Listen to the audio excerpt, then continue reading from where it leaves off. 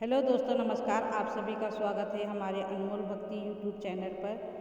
आज हम जानेंगे गायत्री मंत्र।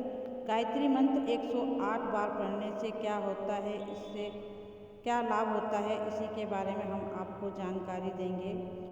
ओम भूर्भुवः स्वः तत्सवितुर्वरेण्यं भर्गो देवस्य धीमहि धियो यो नः प्रचोदयात्। इस मंत्र का 108 बार जाप करने से जीवन में समस्त समस्याएं दूर होती है। गायत्री मंत्र के लाभ। गायत्री मंत्र के जाप से तमाम कष्ट प्रभावहीन हो जाते हैं। इस मंत्र का प्रयोग हर क्षेत्र में सफलता के लिए सिद्धि माना गया है। नौकरी बिजनेस में परेशानी होने पर गायत्री मंत्र का जाप लाभ दिलाता है। इस मंत्र के जाप के लिए किसी विशेष समय की आवश्यकता नहीं होती है। वहीं रोगों से मुक्ति पाने के लिए भी गायत्री मंत्र का जाप अचूक माना गया है। जीवन में तनाव और चिंता जैसी समस्याएं नहीं आती। कुंडली में सूर्य की स्थिति मजबूत होती है और करियर में तरक्की प्राप्त होता है। ऐसे व्यक्ति का समाज में मान सम्मान बढ़ता है। नकारात्मक दूर होकर तमाम तरह के रोगों से मुक्ति मिलती है।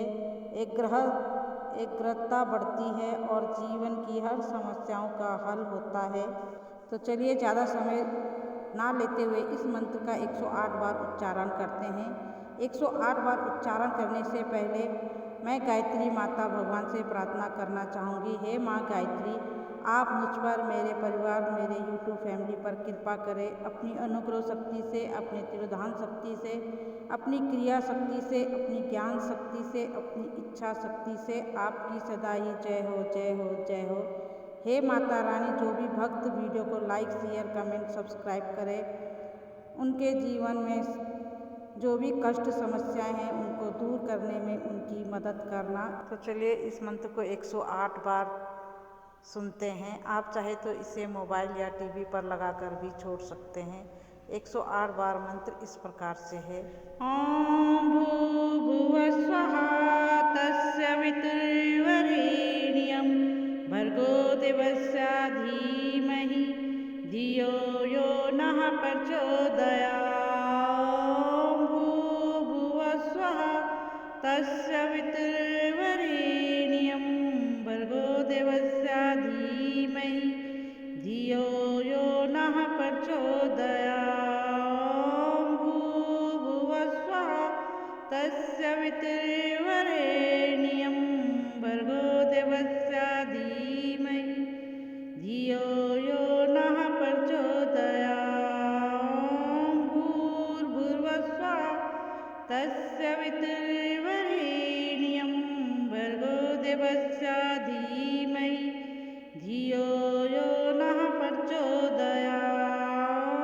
भूर्भुवः स्वः तत्सवितुर्वरेण्यं भर्गो देवस्य धीमहि धियो यो नः प्रचोदयात्। ओम भूर्भुवः स्वः तत्सवितुर्वरेण्यं भर्गो देवस्य धीमहि धियो यो नः प्रचोदयात्। भूर्भुवः स्वः तत्सवितुर्वरेण्यं भर्गो देवस्य धीमहि धियो यो नः प्रचोदयात्। ओम भूर्भुवः स्वः तत्सवितुर्वरेण्यं भर्गो देवस्य धीमहि धियो यो नः प्रचोदयात्। ओम भूर्भुवः स्वः तत्सवितुर्वरेण्यं भर्गो देवस्य धीमहि धियो यो नः प्रचोदयात्। भूर्भुवः स्वः तत्सवितुर्वरेण्यं भर्गो देवस्य धीमहि धियो यो नः प्रचोदयात्। इस प्रकार से है।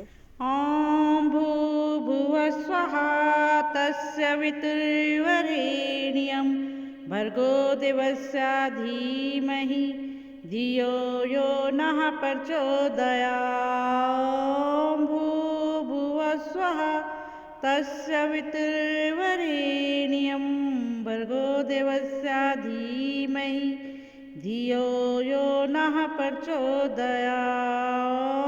भूर्भुवः स्वः तत्सवितुर्वरेण्यं भर्गो देवस्य धीमहि धियो यो नः प्रचोदयात्। भूर्भुवः स्वः तत्सवितुर्वरेण्यं भर्गो देवस्य धीमहि धियो यो नः प्रचोदयात्। भूर्भुवः स्वः तत्सवितुर्वरेण्यं भर्गो देवस्य धीमहि धियो यो नः प्रचोदयात्। भूर्भुवः स्वः तत्सवितुर्वरेण्यं भर्गो देवस्य धीमहि धियो यो नः प्रचोदयात्। भूर्भुवः स्वः तत्सवितुर्वरेण्यं भर्गो देवस्य धीमहि धियो यो नः प्रचोदयात्। भूर्भुवः स्वः तत्सवितुर्वरेण्यं भर्गो देवस्य धीमहि धियो यो नः प्रचोदयात्। भूर्भुवः स्वः तत्सवितुर्वरेण्यं भर्गो देवस्य धीमहि धियो यो नः प्रचोदयात्। भूर्भुवः स्वः तत्सवितुर्वरेण्यं भर्गो देवस्य धीमहि धियो यो नः प्रचोदयात्। इस प्रकार से है। भूर्भुवः स्वः तत्सवितुर्वरेण्यं भर्गो देवस्य धीमहि धियो यो नः प्रचोदयात्। भूर्भुवः स्वः तत्सवितुर्वरेण्यं भर्गो देवस्य धीमहि धियो यो नः प्रचोदयात्। भूर्भुवः स्वः तत्सवितुर्वरेण्यं भर्गो देवस्य धीमहि धियो यो नः प्रचोदयात्। भूर्भुवः स्वः तत्सवितुर्वरेण्यं भर्गो देवस्य धीमहि धियो यो नः प्रचोदयात्। भूर्भुवः स्वः तत्सवितुर्वरेण्यं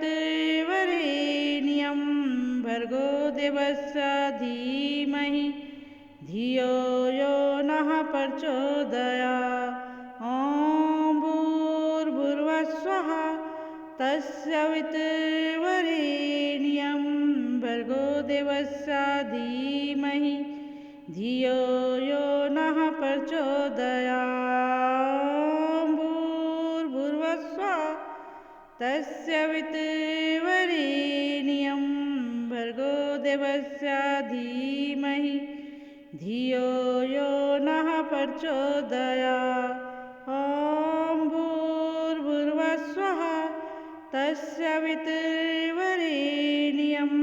भर्गो देवस्य धीमहि धियो यो नः प्रचोदयात्। भूर्भुवः स्वः तत्सवितुर्वरेण्यं भर्गो देवस्य धीमहि धियो यो नः प्रचोदयात्। भूर्भुवः स्वः तत्सवितुर्वरेण्यं भर्गो देवस्य धीमहि धियो यो नः प्रचोदयात्। इस प्रकार से है। भूर्भुवः स्वः तत्सवितुर्वरेण्यं भर्गो देवस्य धीमहि धियो यो नः प्रचोदयात्। भूर्भुवः स्वः तत्सवितुर्वरेण्यं भर्गो देवस्य धीमहि धियो यो नः प्रचोदयात्। भूर्भुवः स्वः तस्य वितुर्वरेण्यं भर्गो देवस्य धीमहि धियो यो नः प्रचोदयात्। भूर्भुवस्सुवः तस्य वितुर्वरेण्यं भर्गो देवस्य धीमहि धियो यो नः प्रचोदयात्। भूर्भुवस्सुवः तस्य वितुर्वरेण्यं भर्गो देवस्य धीमहि धियो यो नः प्रचोदयात्। भूर्भुवस्सुवः तस्य वितुर्वरेण्यं भर्गो देवस्य धीमहि धियो यो नः प्रचोदयात्। भूर्भुवस्सुवः तस्य वितुर्वरेण्यं भर्गो देवस्य धीमहि धियो यो नः प्रचोदयात्। भूर्भुवस्सुवः तस्य वितुर्वरेण्यं भर्गो देवस्य धीमहि धियो यो नः प्रचोदयात्। भूर्भुवस्सुवः तस्य वितुर्वरेण्यं भर्गो देवस्य धीमहि धियो यो नः प्रचोदयात्।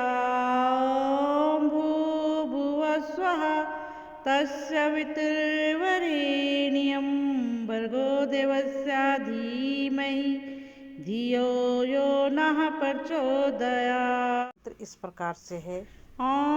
भूर्भुवस्सुवः तस्य वितुर्वरेण्यं भर्गो देवस्य धीमहि धियो यो नः प्रचोदयात्। भूर्भुवस्सुवः तस्य वितुर्वरेण्यं भर्गो देवस्य धीमहि धियो यो नः प्रचोदयात्। भूर्भुवस्सुवः तस्य वितुर्वरेण्यं भर्गो देवस्य धीमहि धियो यो नः प्रचोदयात्। भूर्भुवस्सुवः तस्य वितुर्वरेण्यं भर्गो देवस्य धीमहि धियो यो नः प्रचोदयात्। भूर्भुवस्सुवः तस्य वितुर्वरेण्यं भर्गो देवस्य धीमहि धियो यो नः प्रचोदयात्। भूर्भुवस्सुवः तस्य वितुर्वरेण्यं भर्गो देवस्य धीमहि धियो यो नः प्रचोदयात्। भूर्भुवस्सुवः तस्य वितुर्वरेण्यं भर्गो देवस्य धीमहि धियो यो नः प्रचोदयात्। भूर्भुवस्सुवः तस्य वितुर्वरेण्यं भर्गो देवस्य धीमहि धियो यो नः प्रचोदयात्। भूर्भुवस्सुवः तस्य वितुर्वरेण्यं भर्गो देवस्य धीमहि धियो यो नः प्रचोदयात्। भूर्भुवस्सुवः तस्य वितुर्वरेण्यं भर्गो देवस्य धीमहि धियो यो नः प्रचोदयात्। इस प्रकार से है। भूर्भुवस्सुवः तस्य वितुर्वरेण्यं भर्गो देवस्य धीमहि धियो यो नः प्रचोदयात्। भूर्भुवस्सुवः तस्य वितुर्वरेण्यं भर्गो देवस्य धीमहि धियो यो नः प्रचोदयात्। भूर्भुवस्सुवः तस्य वितुर्वरेण्यं भर्गो देवस्य धीमहि धियो यो नः प्रचोदयात्। भूर्भुवस्सुवः तत्सवितुर्वरेण्यं भर्गो देवस्य धीमहि धियो यो नः प्रचोदयात्।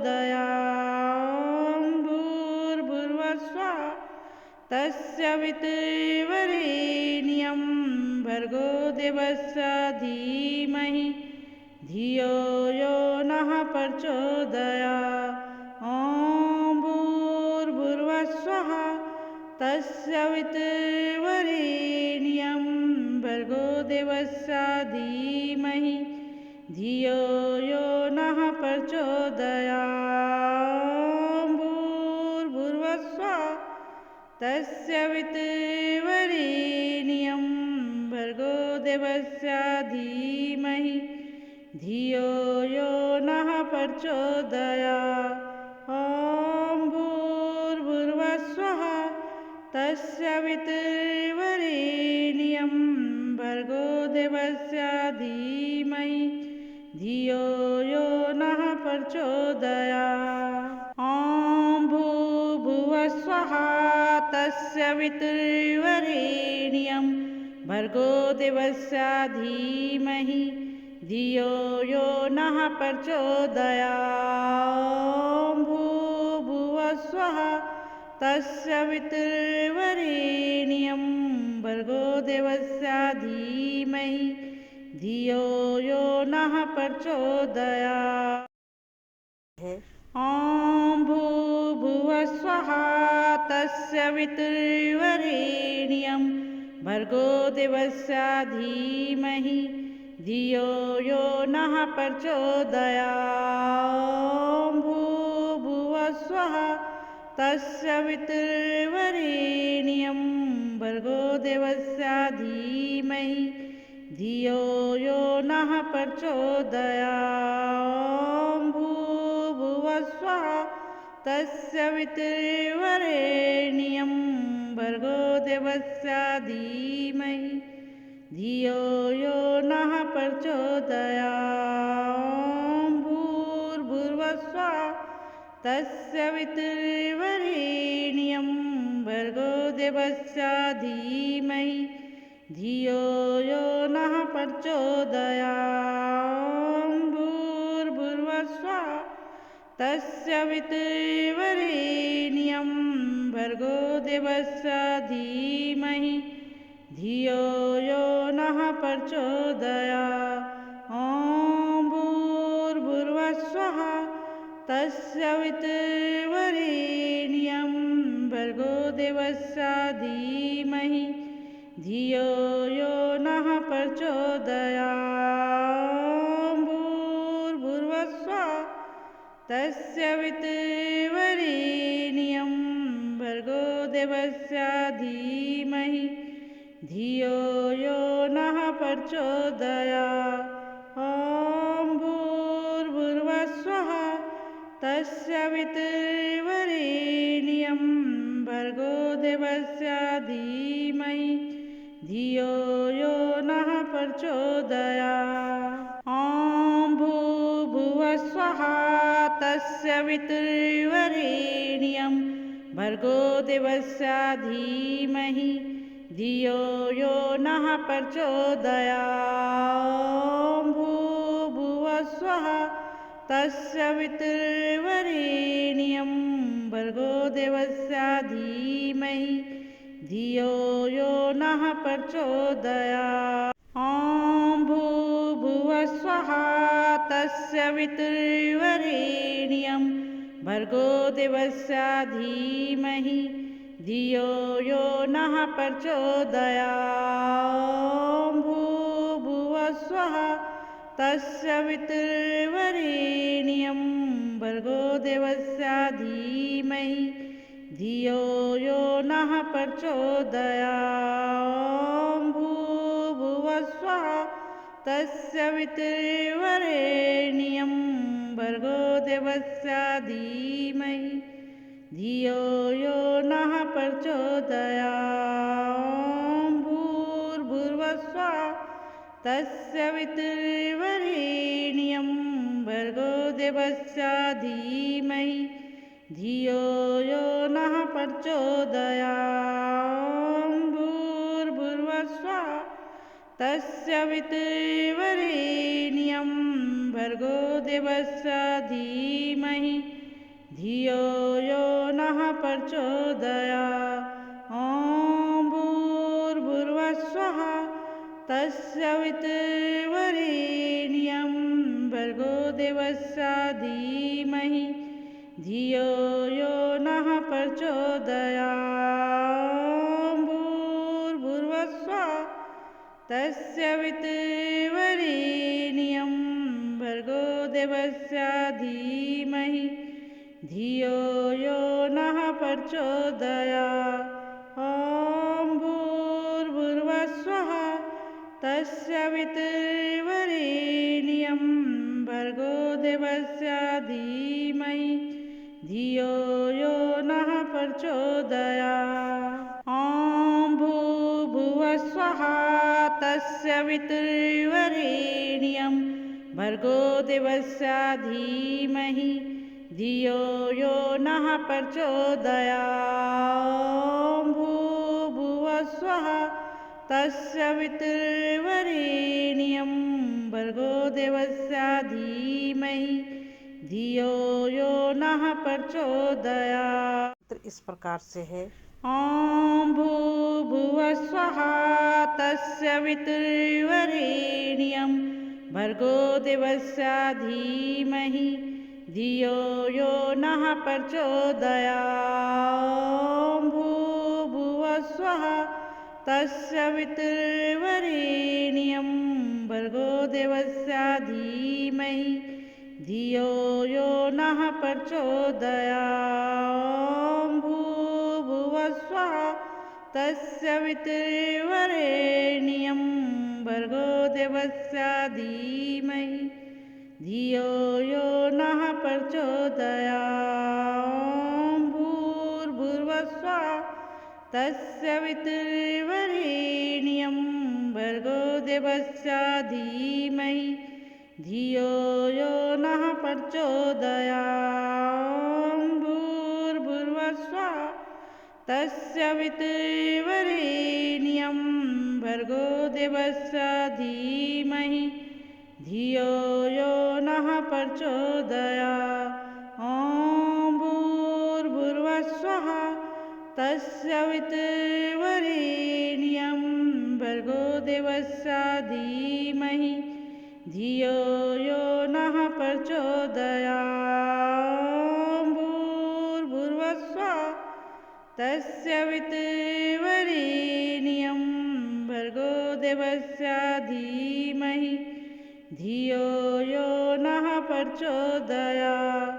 ॐ भूर्भुवस्सुवः तत्सवितुर्वरेण्यं भर्गो देवस्य धीमहि धियो यो नः प्रचोदयात्। ॐ भूर्भुवस्सुवः तत्सवितुर्वरेण्यं भर्गो देवस्य धीमहि धियो यो नः प्रचोदयात्।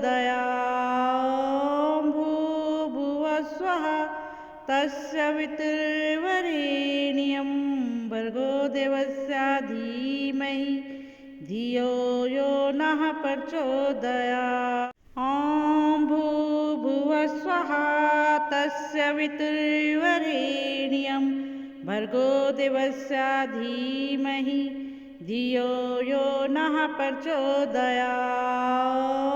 भूर्भुवस्सुवः तत्सवितुर्वरेण्यं भर्गो देवस्य धीमहि धियो यो नः प्रचोदयात्। भूर्भुवस्सुवः तत्सवितुर्वरेण्यं भर्गो देवस्य धीमहि धियो यो नः प्रचोदयात्। भूर्भुवस्सुवः तत्सवितुर्वरेण्यं भर्गो देवस्य धीमहि धियो यो नः प्रचोदयात्। भूर्भुवस्सुवः तस्य वितुर्वरेण्यं भर्गो देवस्य धीमहि धियो यो नः प्रचोदयात्। ॐ भूर्भुवस्सुवः तस्य वितुर्वरेण्यं भर्गो देवस्य धीमहि धियो यो नः प्रचोदयात्। भूर्भुवस्सुवः तस्य वितुर्वरेण्यं भर्गो देवस्य धीमहि धियो यो नः प्रचोदयात्। ॐ भूर्भुवस्सुवः तस्य वितुर्वरेण्यं भर्गो देवस्य धीमहि धियो यो नः प्रचोदयात्। ॐ भूर्भुवस्सुवः तस्य वितुर्वरेण्यं भर्गो देवस्य धीमहि धियो यो नः प्रचोदयात्। भूर्भुवस्सुवः तस्य वितुर्वरेण्यं भर्गो देवस्य धीमहि धियो यो नः प्रचोदयात्। ॐ भूर्भुवस्सुवः तस्य वितुर्वरेण्यं भर्गो देवस्य धीमहि धियो यो नः प्रचोदयात्। भूर्भुवस्सुवः तस्य वितुर्वरेण्यं भर्गो देवस्य धीमहि धियो यो नः प्रचोदयात्। भूर्भुवस्सुवः तस्य वितुर्वरेण्यं भर्गो देवस्य धीमहि धियो यो नः प्रचोदयात्। भूर्भुवस्सुवः तस्य वितुर्वरेण्यं भर्गो देवस्य धीमहि धियो यो नः प्रचोदयात्। भूर्भुवस्सुवः तस्य वितुर्वरेण्यं भर्गो देवस्य धीमहि धियो यो नः प्रचोदयात्। ॐ भूर्भुवस्सुवः तस्य वितुर्वरेण्यं भर्गो देवस्य धीमहि धियो यो नः प्रचोदयात्। भूर्भुवस्सुवः तस्य वितुर्वरेण्यं भर्गो देवस्य धीमहि धियो यो नः प्रचोदयात्।